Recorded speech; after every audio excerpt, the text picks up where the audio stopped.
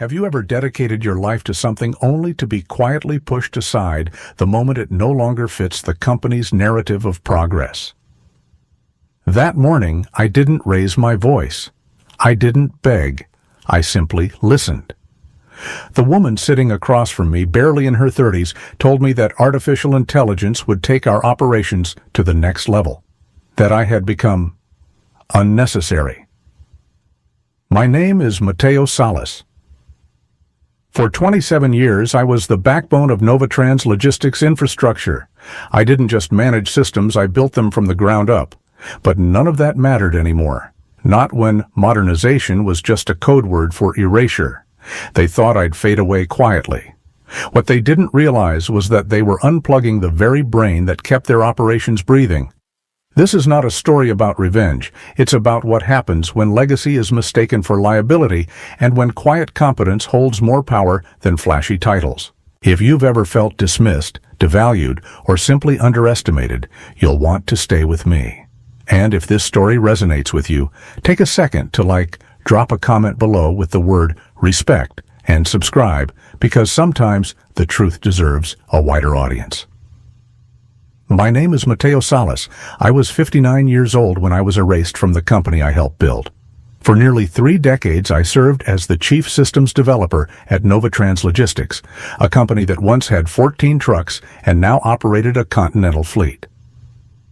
I had been there since the days we tracked shipments on whiteboards and calculated delivery routes by hand. My fingerprints were on every module of the infrastructure, from warehouse integration to customer-facing portals, from real-time GPS tracking to predictive fuel management systems. And yet, on a rainy Tuesday morning, all of that was reduced to a polite but clinical dismissal. The person delivering the news was Lucia Aranda, Director of Innovation, fluent in buzzwords allergic to eye contact. She pulled up a slick PowerPoint titled Strategic Modernization Through AI. It was clear from the moment I walked into that conference room that this was not a discussion. It was a sentence already written. She didn't even bother to look up when she said, "We're pivoting to a fully AI-driven platform. It requires a different mindset, a fresh lens." "We appreciate your contributions, Mateo." That word contributions hit differently when it's used in the past tense. I stared at the graph on the screen behind her. It showed a declining bar labeled Legacy Systems and a rising arrow labeled Neuroflow AI Integration. They had already chosen their path. And apparently, I was not part of it. I could have pushed back. I could have reminded her that when Hurricane Elisa wiped out our data center in 2011, it was my redundant server architecture that kept operations running without a single lost shipment. I could have asked whether her AI platform could handle our custom freight brokerage module, or how it would talk to the proprietary APIs used by 3 of our largest partners. But I didn't. I simply nodded. There's something disarming about a man who doesn't argue. She had expected resistance, maybe even a plea. What she got was silence, and that made her hesitate, if only for a second. "Human resources will handle the formalities," she added, voice suddenly unsure. I stood, adjusted my jacket, and before leaving said just one thing. "When you migrate, make sure someone maps the carrier interface logic in the 3rd layer routing scripts. If you skip it, the whole optimization model will fail silently." She didn't respond. Her attention had already returned to her phone. I stepped out into the hallway where the air was just a little colder and the silence a little too loud. I had known this moment was coming. The last 6 months had been a slow countdown, consultants floating through the office asking shallow questions, younger hires whispering about automation executive meetings I was no longer invited to.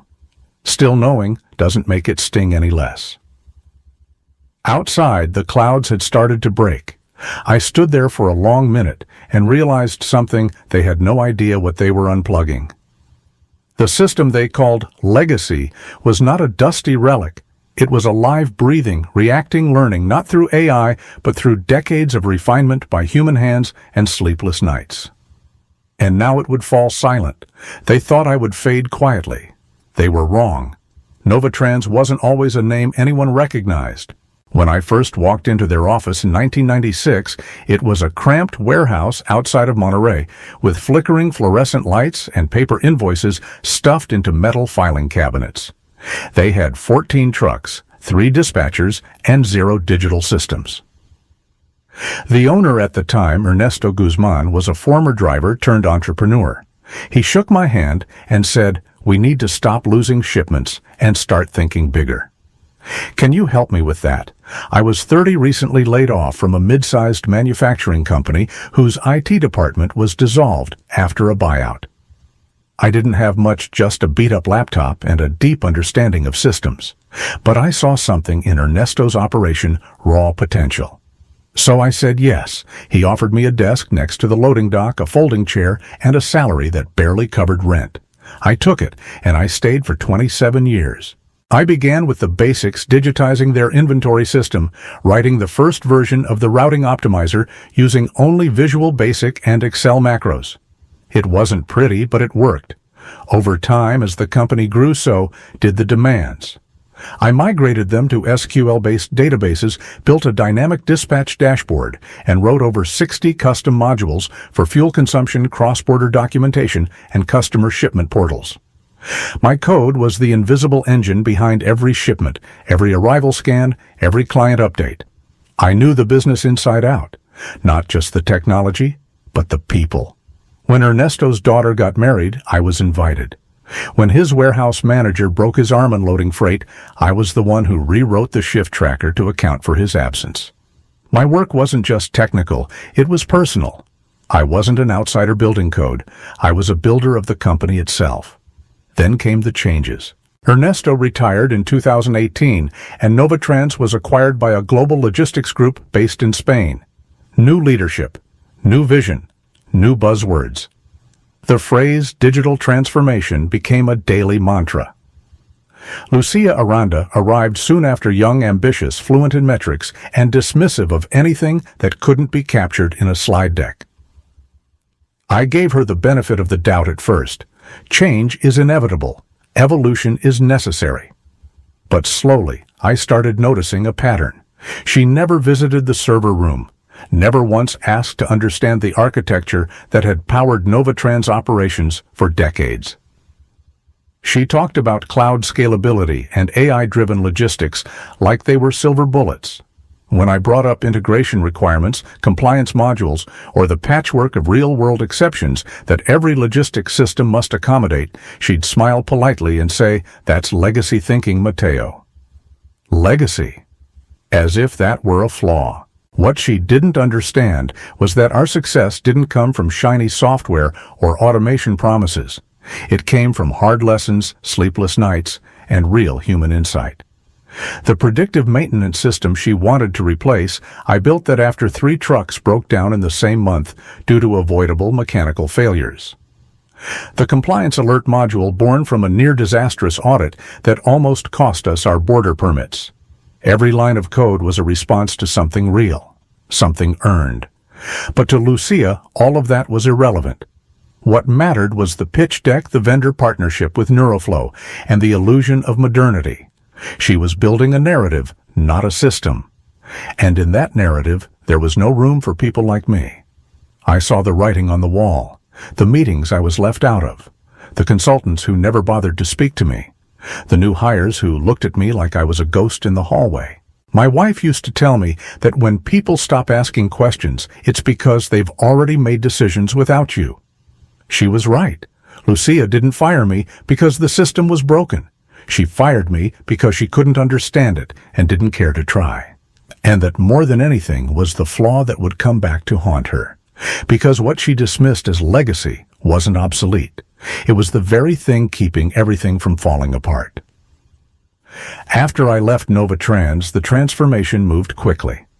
Within days, the company announced its partnership with Neuroflow, a rising tech startup specializing in AI-driven logistics automation.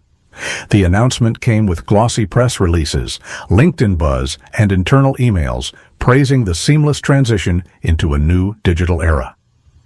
Lucia was quoted as saying, "With Neuroflow's advanced learning algorithms, we're future-proofing our operations and unlocking unprecedented efficiency. Future-proof. That word stuck with me. Stuck.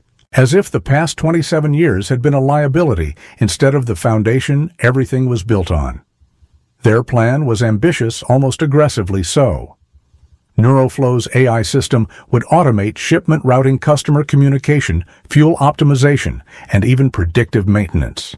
Human dispatchers would be reassigned. Manual overrides would be phased out. The old system, my system, would be shut down entirely within 30 days. To make this happen, they brought in a team of young engineers and consultants. They looked confident, energetic, and completely unaware of what they were stepping into. I recognized one of them, Luis Ortega, a talented kid I had trained during his internship 5 years ago. I always liked him, but he now walked through those halls like he had something to prove. They never reached out to me, not once. No questions, no transition meetings, no handover requests beyond a standard checklist sent by HR. I gave them everything they asked for: database schemas, login credentials, server architecture diagrams. It totaled 61 pages of clean official documentation, everything that had ever been formally recorded. What I did not include were the unsung lifelines of the system. The custom-built bridges between our APIs and legacy freight partners. The emergency routing scripts I had written at 2 a.m. during hurricane seasons. The data translation layer that allowed NovaTrans to communicate with older systems still used by key automotive clients. None of that existed in any manual. I had created most of it in the pressure of the moment when contracts were on the line and every second mattered. They weren't official. They were real. And without them, the system wouldn't just stumble, it would choke. Lucia, of course, didn't know this. Or if she did, she dismissed it as outdated code that could be replaced with cleaner modern logic. I once overheard her telling the NeuroFlow team that whatever's not documented probably isn't worth keeping. That phrase sealed her fate. I didn't sabotage anything. I didn't hide files, delete backups, or create landmines. I simply gave them what they asked for and withheld what they didn't. They assumed they were walking into a clean transition, but they were dismantling an intricate system built not for elegance, but for resilience. NovaTrans operated in the real world where clients changed their protocols without notice, where cross-border shipments required daily exception handling, where one overlooked dependency could delay hundreds of deliveries. My code had been messy at times, but it worked because it had grown alongside those real-world constraints. I watched from the outside as they tried to take it all apart. Lucia posted selfies on social media with captions like "Leading the Future" and "AI doesn't sleep." I couldn't help but wonder what would happen when the first wave of shipment data hit their pristine new system. I had always designed NovaTrans' systems like a human body full of arteries and backup veins with contingency routes that kicked in when the obvious paths failed. What Lucia and her consultants had done was like replacing the brain while assuming the nerves would just rewire themselves. By the third week, the original system had been fully shut down. My admin access was removed. The control I once had gone. I should have felt sad, maybe even bitter. But what I felt instead was a quiet certainty they had no idea what they were doing, and the system they were so eager to replace wasn't a monolith. It was a web, a living, breathing, responsive organism. The real test would come soon when orders started flowing, when exceptions began piling up, when their AI started making smart decisions without understanding the full context. I wasn't hoping for failure, but I wasn't going to stop it either, because sometimes the most elegant revenge is doing absolutely nothing and letting arrogance do the rest. The first cracks appeared sooner than I expected. It was a Monday morning, 2 weeks after they pulled the plug on the legacy system, when I got a call from Bruno, one of the senior developers who had stayed behind at NovaTrans. He sounded rattled, like someone trying to keep a dam from bursting with duct tape. "Mateo," he said, barely pausing to breathe, "NeuroFlow's platform is rejecting inbound orders from 3 of our biggest partners. None of the carrier APIs are authenticating. We're dead in the water." I asked him what protocols were failing. He said the logs showed timeout errors and mismatched credentials, even though the documentation claimed everything had been synced. I could already guess what the issue was. "Bruno," I said calmly, "those systems never used standard EDI. You remember the bridge I built for Transmundo and Ruta Sureste? Their firewalls block conventional tokens. I had to patch that manually years ago." He went quiet. "Then, we thought the new platform would handle that? Did you test it?" "No. Lucia said it was plug and play." I let out a breath. "It's not." By Tuesday, the problems had multiplied. Route optimization failed entirely for outbound shipments from the Querétaro warehouse.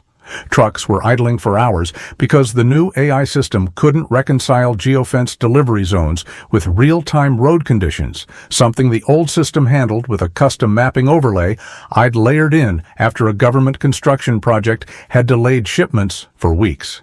They didn't even know that module existed. Lucia called me herself that afternoon. "Mateo, we're seeing a few hiccups," she said, trying to sound composed. "Would you be available to consult briefly with the NeuroFlow engineers? I'm currently under contract with another firm," I replied. I didn't need to say the name, she'd already heard the rumors. "Please," she pressed, "just a few hours. We think you might be able to clarify some undocumented pieces." "My rate is $250 an hour," I said. "Minimum engagement 60 hours, paid up front." There was silence. "You're serious as your system failures." She hung up. That evening, I reviewed an access report from my new client, Altamobile Logistics, one of NovaTrans's largest competitors. I had joined their team as a senior consultant a week earlier. Their infrastructure wasn't perfect, but they listened. They asked questions. And most importantly, they respected the systems that worked instead of blindly chasing the ones that looked good in investor decks. Wednesday morning, things at NovaTrans went from bad to worse. Clients began complaining that delivery confirmations were missing. In some cases, duplicate shipments were being scheduled for the same order. The AI's machine learning model had begun overcorrecting for failed deliveries, assigning redundant routes to already fulfilled orders.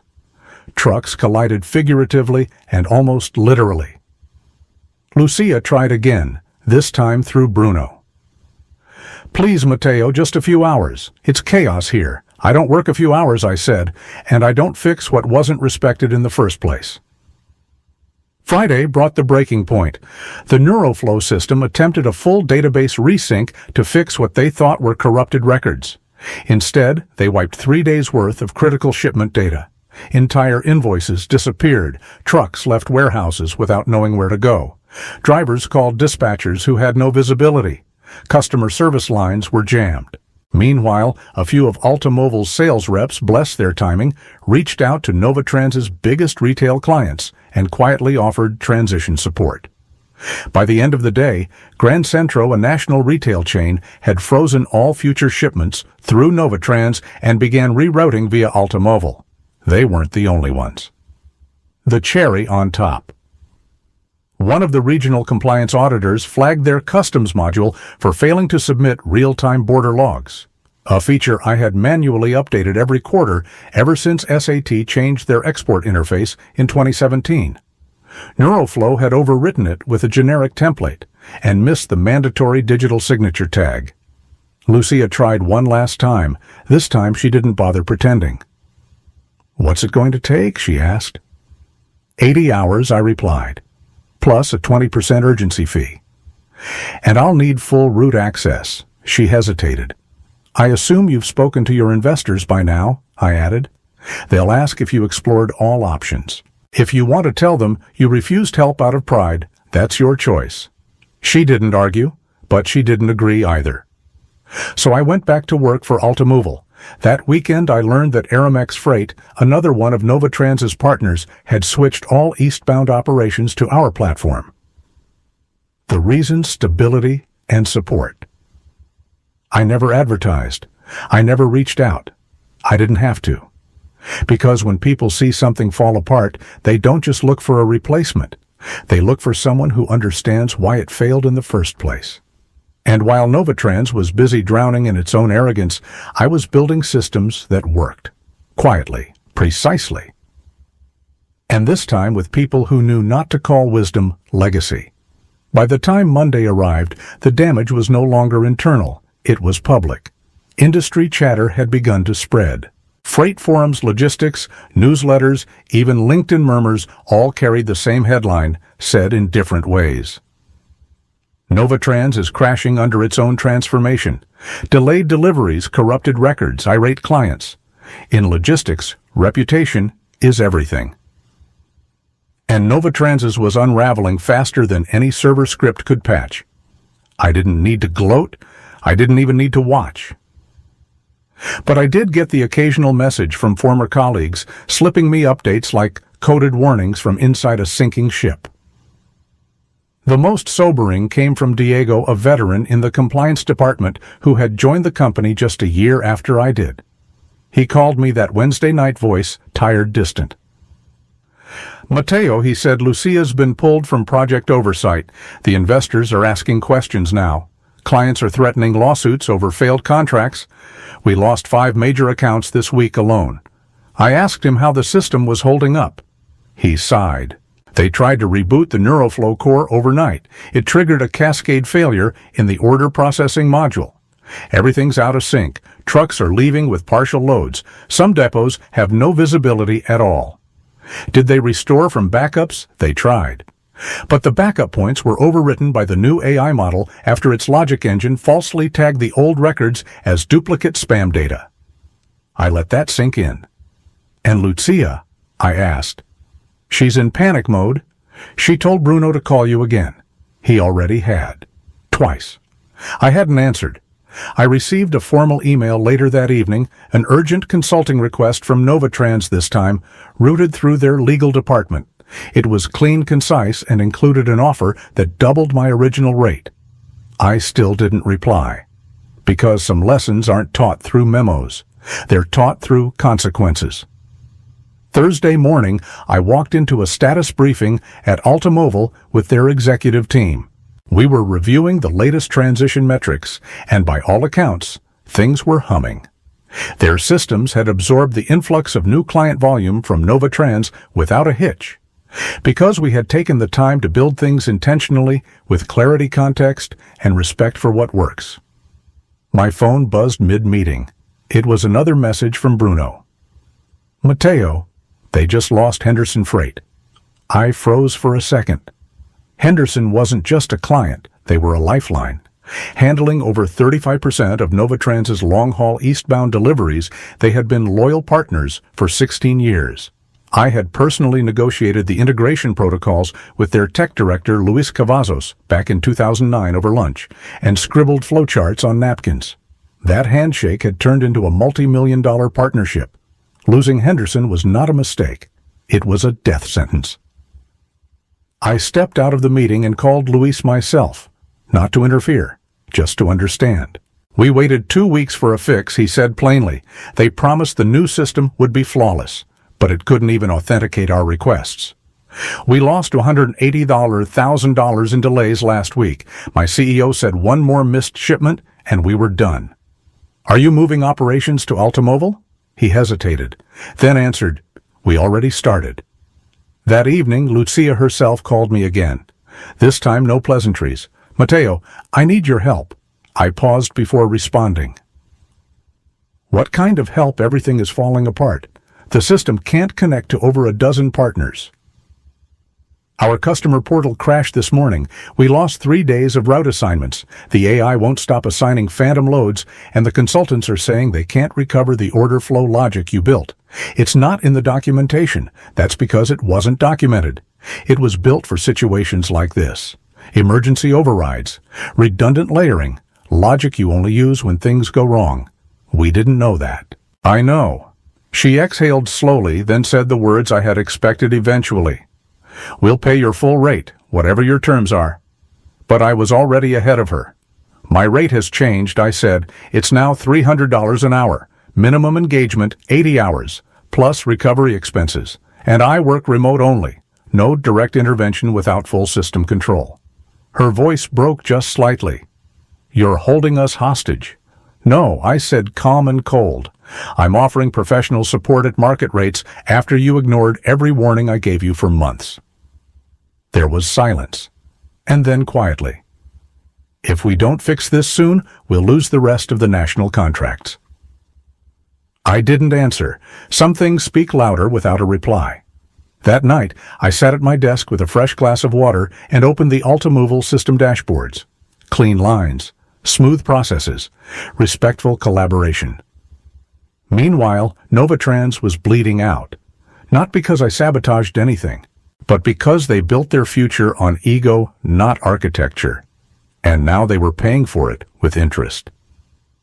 By Friday afternoon, I thought the week's chaos was behind me. I had wrapped up a systems audit for Ultimoval and was looking forward to a quiet weekend. But at 6:12 p.m., my phone lit up with a name I hadn't expected to see, Gabriel Montero, chairman of Iberia Logics Group, the global holding company that had acquired NovaTrans 5 years earlier. The man had never spoken to me directly, not once in all those years. And now he was calling. Senor Salas, he began, his voice formal but taut. I trust I'm not calling too late. No, I said, though I already knew where this was going. I'll be direct. We've been monitoring the situation with NovaTrans very closely. It appears there have been setbacks. Setbacks, a tidy word for a systemic collapse. We were led to believe that the AI migration was under control, he continued. Clearly, that was a miscalculation. I understand you were the original architect of the systems in question. I was, I said. For 27 years. He paused for a moment, then delivered the line I had been waiting for all along. We need you to come back. Name your price. I looked out my office window at the warm glow of the evening sky. A breeze shifted the blinds slightly, and in that moment I realized just how far I'd come since the day they dismissed me without ceremony. I'm honored by the offer, I said, but I have other commitments now. What would it take to change your mind? I didn't answer right away because I wanted him to feel the weight of the silence. Then carefully, it wouldn't be about money, Mr. Montero. It would be about respect. Another pause. Longer this time. What kind of respect are we talking about? The kind that recognizes experience, that values wisdom over trend, that understands institutional knowledge is not a liability, it's leverage. He cleared his throat. Go on. If I return, I said, it's on 3 conditions. First, full reinstatement as chief systems architect. No oversight. Second, total authority over all technical decisions, including termination of vendor contracts. Third, Lucia Aranda steps down immediately. I could almost hear him lean back in his chair. That's quite a list. No more than what was taken from me. Another pause. Then I will discuss this with the board. But you should know if we don't resolve this. By next week, we stand to lose not just NovaTrans, but regional subsidiaries as well. The ripple effect is already beginning. I'm aware, I said. I designed the ripple paths. Remember? He gave a short, hollow laugh. Yes? I suppose you did. We ended the call with no commitment, but the seed had been planted. Less than 48 hours later, I received an official email from Iberia Logics confirming that the board had accepted my terms in full. I never replied. Instead, I walked into a meeting with Frank Guerra, a former NovaTrans executive who had left shortly after I was dismissed. He and I had kept in touch. He now worked with Ultimoval, and he had an idea. Let's build something new, he said. Smarter, cleaner, human-centered, something that values context and continuity. He wasn't talking about a quick gig or a patch job. He meant a company, a future. I said yes before the coffee cooled in my cup. And while NovaTrans scrambled to undo the damage their arrogance had caused, I spent the following weeks laying the foundation for a logistics tech firm built on everything they had thrown away, trust experience, and systems that were made to endure. Sometimes you don't need to return to fix what others broke.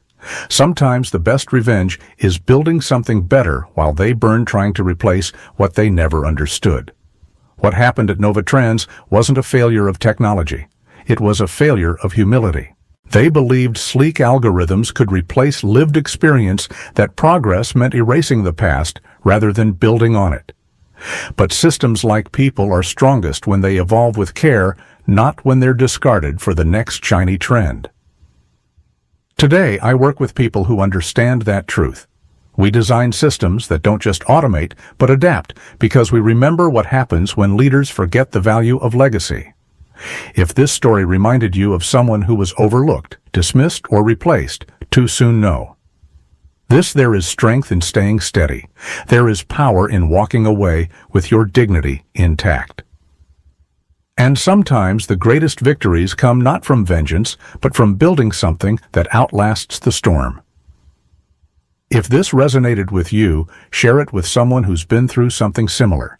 And if you believe that wisdom never goes out of style, hit the like button, subscribe for more stories like this, and drop the word respect in the comments below.